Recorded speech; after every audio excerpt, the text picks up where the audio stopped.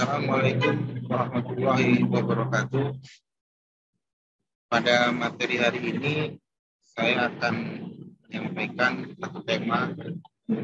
Tema ini cukup penting ya dalam kuliah hukum acara pidana, yaitu mengenal pra peradilan. Sebagaimana pernah saya uraikan terdahulu di dalam asas pengawasan ya, pada video ketiga, pra peradilan ini memiliki fungsi untuk melakukan pengawasan secara horizontal. Artinya pengawasan yang dilakukan oleh Mahkamah Agung sebagai pemegang kekuasaan kehakiman terhadap tindakan hukum yang dilakukan oleh penyidik dan penuntut umum dalam kaitannya pelaksanaan terhadap upaya paksa.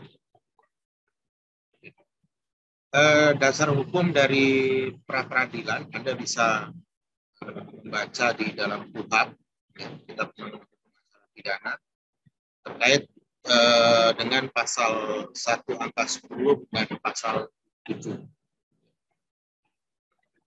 Dalam kedua pasal tersebut menegaskan mengenai konsep dari pra peradilan yang diawali dengan frasa pra peradilan adalah wewenang dari pengadilan negeri.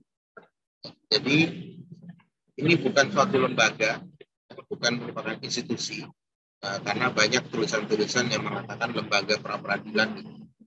Padahal pra peradilan ini adalah bagian dari wewenang dari pengadilan negeri untuk melakukan pemeriksaan berupa pengawasan terhadap tindakan penyidik dan penuntut. Sebelum saya masuk pada inti dari persoalan pra peradilan, maka saya perlu menyampaikan mengenai adanya suatu pandangan yang bersifat common sense atau merupakan hegemoni intelektual terhadap KUHP itu sendiri. Nah, di video-video awal sebenarnya ini sudah saya ungkapkan, tapi saya coba untuk mengulang sedikit adanya hegemoni intelektual terhadap KUHP yang di banyak buku ajar itu disebut sebagai karya agung. Secara konseptual memang itu tidak dapat dipungkiri KUHP sebagai karya agung bangsa Indonesia dengan dasar pemikiran bahwa KUHP tersebut merupakan representasi dari konsep dekolonialisme, yaitu menggantikan HIR dan RPG dalam kaitannya dengan hukum acara pidana. Sedangkan di HIR dan RPG itu sendiri kan sebenarnya tidak hanya hukum acara pidana, di dalamnya juga terdapat hukum acara perdata. Tapi dengan munculnya KUHP ini, maka bagian-bagian yang berkaitan dengan hukum acara pidana di dalam HIR dan RPG itu dikeluarkan. Dinyatakan tidak lagi berlaku. Yang berlaku adalah KUHP. Nah, salah satu dasar juga untuk mengatakan KUHP sebagai karya agung, bahwa dalam filosofis KUHP itu sendiri mencantumkan filosofis kebangsaan, yaitu mengacu kepada Undang-Undang Dasar Negara Republik Indonesia 1945 dan Pancasila. Ini yang merupakan ciri sehingga KUHP disebut sebagai karya agung. Dan juga merupakan hal yang dibanggakan dengan munculnya KUHP pada saat itu adalah dimuatnya pengawasan horizontal sebagai perwujudan dari perlindungan hak asasi manusia. Ya. Maka dimunculkanlah wewenang pra peradilan yang dilaksanakan oleh pengadilan negeri. pada peradilan umum. Jadi bukan pada peradilan khusus ya, peradilan. Kemudian sifat dari KUHP itu sendiri ternyata memang patut dibanggakan karena yang dicari adalah kebenaran material. Ini hal-hal yang 4 hal ini yang kemudian dipandang sebagai satu ciri-ciri bahwa KUHP itu adalah karya agung. Ya. Jadi kalau kita lihat dari keempat ciri ini sebenarnya ada nuansa untuk meninggalkan sejarah, ya, sejarah kelam penegakan hukum di HIR karena dipandang sudah tidak lagi kompatibel dengan perkembangan pola pemikiran suatu peraturan perundang-undangan yang mengakomodir perlindungan terhadap hak asasi manusia. Oke. Nah, tadi sudah saya katakan bahwa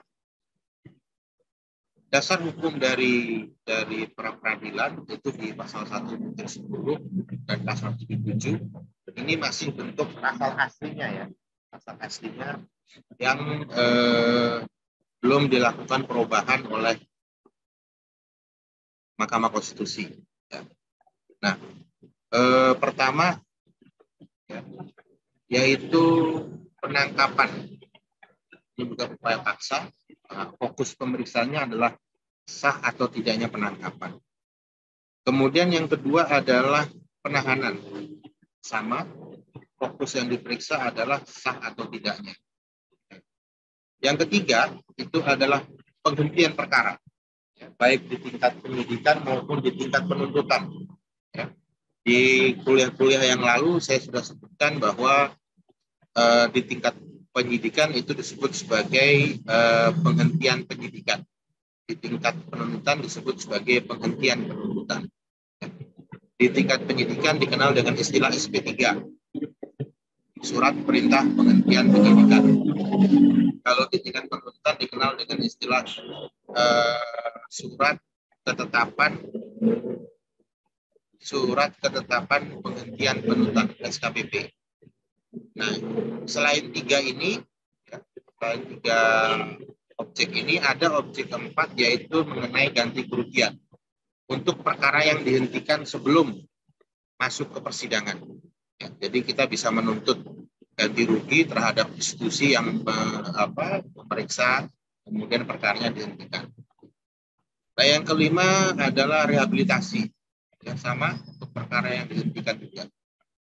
Nah, ini adalah 5 objek yang asli milik KUHP, ya, yang dimuat di KUHP dan belum ada perubahan hingga tahun 2014 ketika diajukannya judicial review. Nah, dalam perjalanan KUHP kita banyak melihat berbagai macam ketidakpuasan dari masyarakat ketika KUHP itu diimplementasikan. KUHP karena dipandang sebagai secara hegemoni, ya, artinya secara intelektual memang diajarkan, disebarkan bahwa KUHP itu adalah karya agung, sehingga cukup membutuhkan satu orang saja untuk mempertahankan, ya, sepanjang orang tersebut memiliki kekuasaan untuk mempertahankan KUHP untuk tidak dirubah. Memang kalau dari sejarah pengundangannya ada beberapa polemik, ya, dialektika yang muncul bagaimana draft KUHP tahun 76 itu sangat berbeda dengan draft KUHP tahun 81. Ya, ini yang kemudian bisa Anda kaji, ya, kenapa penegak hukum mempertahankan untuk melanggengkan penerapan KUHP tanpa mengakomodir keberatan-keberatan yang ada dalam masyarakat. Karena memang pada prinsipnya sistem hukum, ya, dimanapun ketika terjadi ketimpangan terhadap norma hukum, terjadi anomali, ya, dalam penerapannya, selalu disarankan untuk digugat pasalnya. Ya, hampir semua negara memiliki instrumen itu. Nah, Indonesia baru pada tahun 2003 memiliki instrumen yang disebut Mahkamah Konstitusi. Sebenarnya kalau kita pelajari, Mahkamah Agung sebelum tahun 2003 juga memiliki kewenangan itu, tapi tidak begitu signifikan pergerakannya karena Mahkamah Agung masuk dalam lingkaran penegakan hukum. Ya, dalam lingkaran penegakan hukum yang juga memiliki kepentingan untuk mempertahankan isi dari KUHP.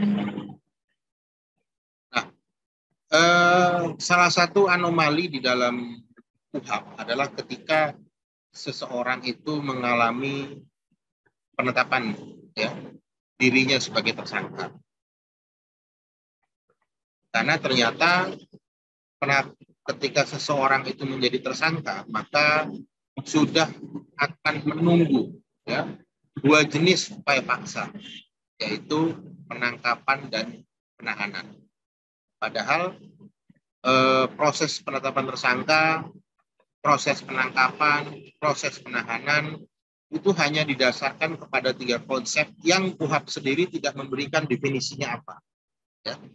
Jadi dalam konteks pembuktian atau alat bukti yang digunakan untuk menjadikan seseorang tersangka, menjadikan seseorang ditangkap, dan menjadikan seseorang itu ditahan hanya berdasarkan 3 konsep ini, ya, permulaan yang cukup, bukti permulaan, dan bukti yang cukup. Dan KUHP tidak menyediakan konsep ini secara jelas dan bersifat sumir, sangat abstrak, sehingga semua tergantung dari bagaimana penyidik melakukan penafsiran terhadap alat bukti untuk melakukan upaya paksa tersebut. Nah, anomali yang lain ternyata ya, kalau 2 tindakan ini sudah ditetapkan sebagai upaya paksa dan ya, dimunculkan sebagai objek pra-peradilan, maka ternyata KUHP juga memunculkan 2 upaya paksa ya, yang tidak ditetapkan sebagai objek pra-peradilan oleh KUHP, ya, yaitu sita dan geledah, penyitaan dan penggeledahan. Nah, dua tindakan ini memang tidak hanya ditujukan kepada tersangka, ya, karena baik penyitaan maupun penggeledahan tidak didahului dengan status apakah seseorang itu tersangka atau tidak, ya, tapi dia bersifat umum. Hanya saja dua-duanya itu merupakan tindakan paksa dari penyidik ataupun penuntut umum untuk memaksa orang lain yang ditafsirkan bahwa mereka memiliki barang bukti yang berkaitan dengan tindak pidana. Walaupun kedua tindakan ini tetap harus memperoleh izin dari pengadilan, ya, baik penyitaan maupun penggeledahan, namun upaya penyitaan dan penggeledahan itu tidak menjadi objek dari pra-peradilan. Nah, ini adalah dasar hukum dari penangkapan, ini dasar hukum dari penahanan, ini dasar hukum dari penyitaan, dan ini dasar hukum dari penggeledahan. Ini yang kemudian selalu menjadi perdebatan di dalam ranah praktek dan selalu diuji di dalam pra-peradilan. Ya, walaupun nanti juga ternyata pasal 77 tersebut juga memuat norma yang sifatnya justru berbanding terbalik dengan tujuan dari hukum acara pidana. Nah, pasal 77 itu kalau tadi kita perhatikan dari objek pra-peradilan, ya, selalu diawali dengan kata sah atau tidaknya dalam kaitannya dengan upaya paksa, ya. Jadi untuk rehabilitasi dan ganti kerugian itu tidak menggunakan frase sah atau tidak. Nah, ini menjadi menarik, ya, jadi menarik bagi kita untuk bertanya, bagaimana KUHP itu bisa mengukur definisi dari sah atau tidaknya suatu upaya paksa, sah atau tidaknya penangkapan, sah atau tidaknya penahanan. Nah, untuk mengukur itulah kemudian KUHP menyediakan instrumen berupa wewenang bagi pengadilan negeri berdasarkan permohonan dari para pihak ya, untuk mengajukan pra peradilan. Nah, ini menarik ya, antara pra peradilan itu sendiri yang termuat di dalam KUHP diharapkan itu sesuai dengan tujuan dari KUHP itu sendiri ya, bahwa hukum acara pidana itu yang dicari adalah kebenaran material. Ya. Tapi pada kenyataannya kalau kita perhatikan dari pasal 77 sampai ke pasal 95 atau 97 ternyata KUHP tidak menyediakan hukum acaranya. Hukum acara untuk proses peradilan itu disediakan oleh KUHP, tapi untuk peradilan pada pokok perkara. Sedangkan peradilan untuk memeriksa atau mengukur sah atau tidaknya suatu upaya paksa, pasal 77 hingga pasal 95 98 itu tidak menyiapkan bagaimana hukum acaranya. Nah, sehingga hukum acara pidana itu sendiri akhirnya tidak digunakan. Tidak ada hukum acara dalam pra peradilan. Terutama pengajuan pra peradilan menggunakan konsep permohonan. Nah, dari konsep permohonan itulah muncul suatu konvensi ya, secara diam-diam di antara para penegak hukum, khususnya kekuasaan kehakiman, untuk menggunakan model pembuktian dari hukum acara perdata. Ya. Sehingga ada juga ahli, dan ini juga suatu hegemoni ya, karena diajarkan di perkuliahan-perkuliahan, diajarkan di seluruh fakultas hukum bahwa pra peradilan itu adalah kuasi acara perdata. Karena tadi dampak dari penggunaan konsep permohonan. Jadi mengajukan pra peradilan itu bunyinya adalah permohonan pra peradilan, bukan gugatan pra peradilan. Ya. Walaupun banyak teman-teman lawyer yang menggunakan istilah gugatan pra peradilan. Padahal konsep aslinya adalah permohonan. Ya. Nah, apa yang melatar belakangi ya, selain kata permohonan atau konsep permohonan yang ada di dalam pasal 7 itu? Yang pertama adalah adanya pasal 8 ayat 1 junto pasal 75. Ya.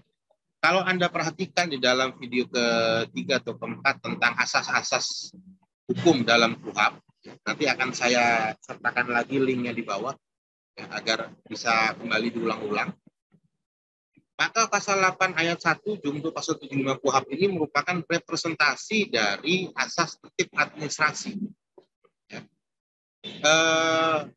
Dalam upaya paksa di minggu yang lalu, itu terlihat adanya setiap upaya paksa itu harus ya, melampirkan dokumen administrasi. Baik itu surat perintah penyidikan, surat tugas, surat perintah penangkapan, jika itu penangkapan, surat perintah penahanan, jika itu penahanan, dan berita acara turunannya untuk keluarga, itu harus ada. Nah, karena memang pengalaman masa lalu dalam HIR, proses upaya paksa itu tanpa adanya administrasi yang jelas. Nah, ini yang kemudian menjadi bermasalah, bahwa ketika pembentuk KUHP memandang bahwa keterpenuhan administrasi merupakan salah satu bentuk dari penghormatan terhadap hak asasi manusia. Ya. Pada era tahun 81 itu dianggap benar pendapat tersebut, ya, karena nuansa berpikir penyidik pada saat itu, nuansa berpikir penuntut pada saat itu masih terbawa dengan HIR. Nah, sehingga KUHP memaksa supaya ketika terjadi penangkapan harus jelas, ya, apa alasannya, apa dasar hukumnya, tuduhannya apa, diperiksa di mana, ya, itu harus ada di dalam surat-surat administrasi yang harus diserahkan kepada orang yang akan ditangkap ataupun ditahan. Nah, oleh karena modelnya seperti ini, maka pra peradilan itu pada akhirnya mengikuti acara perdata dengan ya, mencari kebenaran formil. Ya. Artinya ketika tidak terpenuhi surat-surat tersebut, maka akan dianggap tidak sah ya, suatu penangkapan maupun penahanan. Ketika terpenuhi surat-surat tersebut, maka dianggap sah ya, upaya paksa tersebut. Nah, ini jadi semacam kayak tindakan tindakan hukum yang bersifat nyata, ya, bersifat nyata, konkret, tapi kemudian diklarifikasi, diverifikasi dengan surat-surat, dengan sistem keadministrasian. Ya, pada era 81 dan 90-an mungkin tidak bermasalah, ya, karena memang fokusnya adalah bagaimana memperbaiki masa lalu. Nah, cuma kemudian kan kemudian penegak hukum, penyidik dan penuntut umum itu kan berevolusi, ya. Pemikirannya juga berkembang. Advokat juga kemudian pemikirannya berkembang bahwa ternyata dalam proses upaya paksa tersebut ada loh tindakan-tindakan yang bukan merupakan objek dari pra-peradilan. Ya, ada perbuatan yang bisa diklasifikasikan sebagai upaya paksa. Nah, ini yang tidak terakomodir oleh KUHP. Nah, sehingga kita mengacu kepada putusan Mahkamah Konstitusi nomor 21 PUU 12 2014 yang diputus tanggal 28 April 2015. Putusan ini kemudian menggeser paradigma dari pra-peradilan itu sendiri, yang berakibat kepada objeknya pun menjadi diperluas. Ya. Diskursus yang muncul di dalam putusan ini adalah bagaimana seorang penyidik itu dapat melakukan penetapan tersangka secara objektif, murni, ya, tanpa tendensi apapun. Karena tadi sudah saya jelaskan bahwa ketika seseorang jadi tersangka, maka akan mengintip, ya, dua upaya paksa, yaitu penangkapan dan penahanan.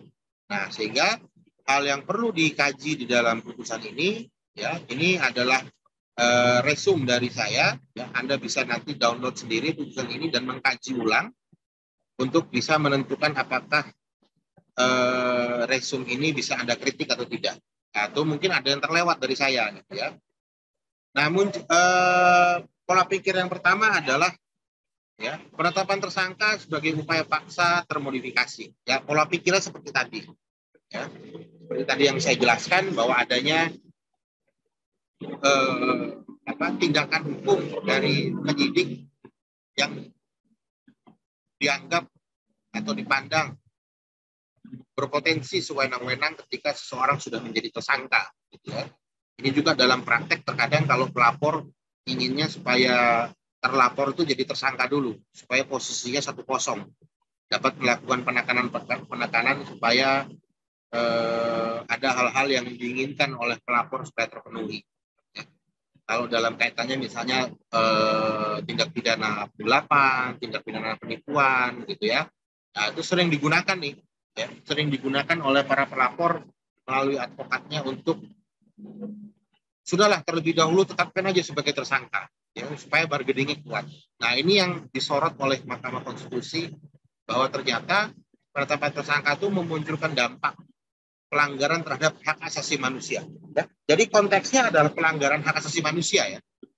Terlepas dari suatu penetapan tersangka itu secara konseptual bukan merupakan upaya paksa, karena dia adalah merupakan penetapan, merupakan keputusan seseorang untuk menjadi tersangka. Tapi ketika keputusan menjadi tersangka itu memunculkan pelanggaran hak asasi manusia, inilah ide yang diusung oleh Mahkamah Konstitusi untuk ditetapkan bahwa penetapan tersangka, sah tidaknya penetapan tersangka, itu sebagai objek dari pra-peradilan.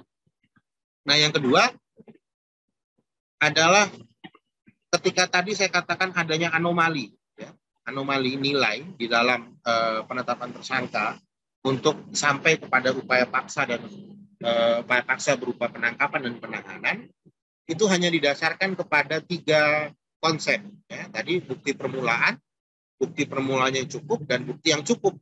Gitu ya. Nah, apa itu artinya? Gitu ya. KUHP tidak menyediakan konsep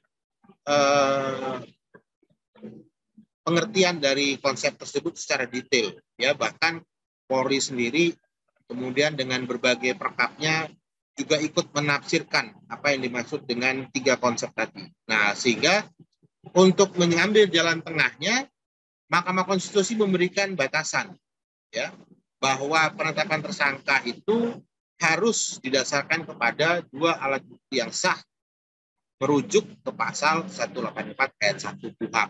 Ya.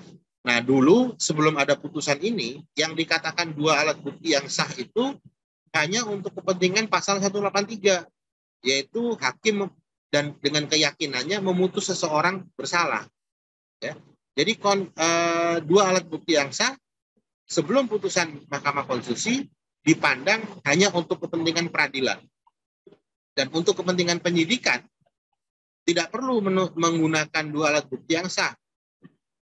Cukup dengan satu alat bukti yang sah saja mereka cukup melakukan penetapan tersangka. Nah, nanti kalau untuk sampai ke pengadilan, ya, dalam proses penyidikan, 2 alat bukti kedua itu didapat secara simultan dalam proses penyidikan. Ya. Nah, ini yang kemudian masih beraroma HIR, ya. Ketika seseorang sudah ditangkap, ditahan, dapat saja dipaksa untuk menyebutkan alat bukti apa. Ya. Yang paling sering adalah pengakuan. Itu dianggapnya kalau sudah ada keterangan tersangka dianggap sebagai pengakuan. Ini kan masih bau-bau HIR. HIR itu masih menggunakan pengakuan sebagai alat bukti. Sedangkan di KUHP itu tidak. Nanti akan ada sesi tentang alat bukti secara khusus sehingga Anda bisa kolaborasi dengan video ini. Nah, yang ketiga, ya, konsep yang ketiga yang dikeluarkan oleh Mahkamah Konstitusi adalah dengan 2 alat bukti itu seseorang belum bisa ditetapkan sebagai tersangka, tapi harus diperiksa dulu, ya. Nah, masalahnya putusan MK menggunakan nomenklatur calon tersangka. Ya, ini yang dalam praktek akhirnya kembali lagi berdebat. Ya. Banyak ahli yang berpihak kepada penegak hukum mengatakan bahwa tidak ada pemeriksaan calon tersangka karena KUHP tidak mengenal calon tersangka, ya. Sehingga tidak mungkin diperiksa orang yang belum jadi tersangka kemudian ditetapkan sebagai calon tersangka. Padahal sebenarnya dalam ranah praktek banyak istilah-istilah yang juga tidak diakomodir oleh KUHP. Saksi fakta itu tidak ada dalam KUHP, tapi diakomodir dalam praktek. Ya. Saksi probalisan tidak ada juga dalam KUHP, diakomodir dalam praktek. Ya, hal-hal ini sudah saya sebutkan di video sebelumnya. Nanti saya sertakan lagi link di bawah.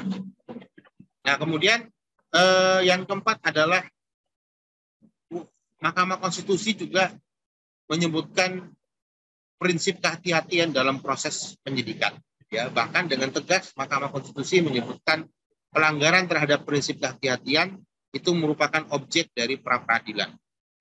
Walaupun di dalam amar putusannya dibatasi oleh tindakan-tindakan yang sudah dimohonkan oleh pemohon judicial review, tapi dalam pertimbangan hukumnya Mahkamah Konstitusi memberikan guideline nih. Sebenarnya bukan cuma penetapan tersangka gitu, tapi seluruh tindakan yang melanggar prinsip kehati-hatian itu merupakan objek dari pra-peradilan. Nah, kemudian yang kelima. Yang kelima itu adalah tindakan subjektif sebagai objek pra-peradilan. Nah, ini kaitannya dengan prinsip kehati-hatian. Ya. Juga kaitannya dengan paradigma pra-peradilan yang menggunakan hukum acara perdata. Mahkamah Konstitusi mengatakan pra-peradilan selama ini terjebak dalam formalitas. Hanya memeriksa bahan-bahan yang bersifat post factum. Tadi yang bersifat surat panggilan, itu bahan-bahan yang sudah terjadi. Bagaimana dengan tindakan-tindakan yang sebelum munculnya? Munculnya sebelum tindakan paksa? Bagaimana itu bisa diperiksa? Nah, ketika itu melanggar prinsip kehati-hatian, dia sebagai tindakan subjektif juga merupakan objek dari pra-peradilan. Nah, yang terakhir, kalau tadi kita katakan bahwa anomali di dalam KUHP itu ternyata Pasal 77 tidak menyertakan hanya menyebutkan penangkapan penahanan itu sebagai tindakan paksa yang diukur melalui sah atau tidaknya. Ya. Maka di dalam putusan MK ini tindakan hukum lainnya, ya, yang juga bersifat melanggar HAM itu juga perlu diuji, ya, melalui pra-peradilan, yaitu penggeledahan dan penyitaan. Yang tadi kan di slide awal saya sudah katakan, ya, bahwa ternyata dalam KUHP ada loh tindakan yang berpotensi melanggar HAM, tapi bukan objek pra peradilan, ya, yaitu tindakan penggeledahan dan penyitaan. Nah, di dalam putusan MK ini, karena tindakan tersebut bersifat atau berpotensi melanggar hak asasi manusia, menggeledah dengan paksa, gitu ya, menyita, maka tindakan tersebut perlu diuji di dalam ranah pra peradilan. Oke. Nah, akhirnya ya objek pra peradilan kita tuh meluas, ya. Penangkapan, penahanan, ya, SP3, SKPP, penggeledahan, penyitaan, ganti rugi dan rehabilitasi.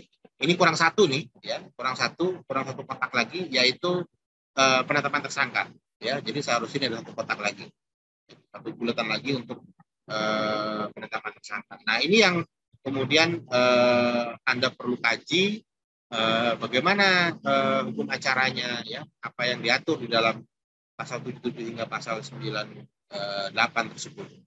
Nah, tema ini sudah secara tematik, ya, pra peradilan secara tematik, tindakan penyidikan, tindakan penuntut umum yang melanggar hak asasi manusia itu sudah saya tuangkan di dalam buku ini, tapi terselekta hukum acara pidana, yang secara tematik tapi ya tindakan-tindakan tertentu dan tidak bersifat general, ya, artinya buku ini mendasarkan kepada suatu perbuatan tertentu yang diinformasikan oleh penegak hukum ataupun dilakukan oleh advokat dan masyarakat dalam bentuk survei, ya, sehingga muncullah buku ini. Dan juga sudah saya ungkapkan di dalam buku ini, ya, hukum acara pidana, tapi ini baru seri 1. Nah, 2 buku ini Anda bisa dapatkan untuk Anda pelajari sebagai bahan UAS, ya. Anda bisa beli di dalam melalui link ini, ya. Karena di dalam G Drive saya tidak tuangkan 2 ini kaitannya dengan hak penerbit dalam menyebarluaskan, ya. Jadi saya harapkan apa yang sudah saya sampaikan hari ini Anda bisa telusuri lebih dalam, karena ini hanya sekedar pemantik, ya. Nanti di pertemuan melalui Zoom kita akan banyak diskusi tentang tema-tema pra peradilan. Baik, sekian, terima kasih. Assalamualaikum warahmatullahi wabarakatuh.